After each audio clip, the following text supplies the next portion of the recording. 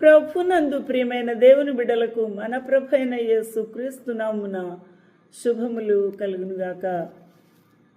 యేసు క్రీస్తు ప్రభు తెలియచేసిన అద్భుతమైన సత్యములలో 15వ అధ్యాయము యోహాను సువార్త 21వ వచనము నుండి 18 నుండి కూడా మనం ముందు నుండి చూడవచ్చు.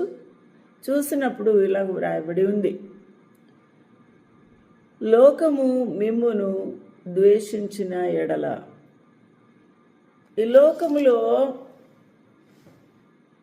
యేసుక్రీస్తు ప్రభు నామమునందు విశ్వాసం ఉంచి ఆయన బిడ్డలుగా జీవించుచున్న వారు ఎదుర్కొంటున్న అనేకమైన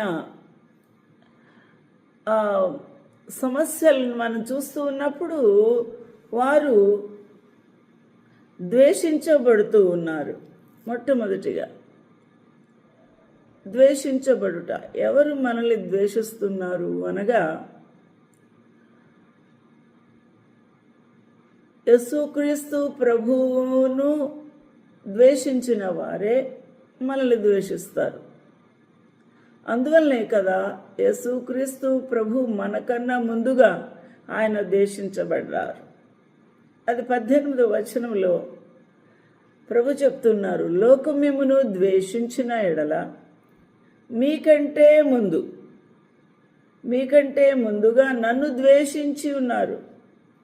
అది మీరు గుర్తుపెట్టుకోండి, మీరు ఎరుగుదురు. లేఖనాలు తెలియచేస్తూ ఉన్నాయి.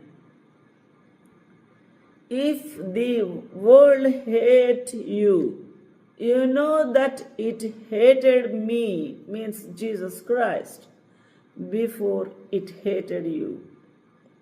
ద్వేషము, అసహ్యత, దేవుని ప్రేమించు బిడ్డలు అంటే గిట్టని స్థితి ఇక్కడ మనము గమనించుచూ ఉన్నాం.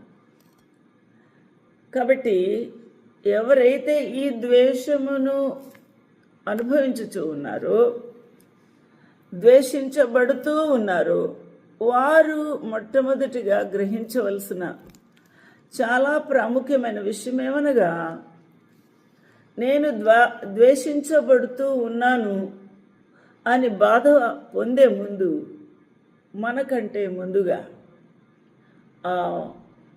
ప్రియ ప్రభువే ద్వేషించబడ్డాడు అని మనము గుర్తు చేసుకొని సహించడము అనేది చాలా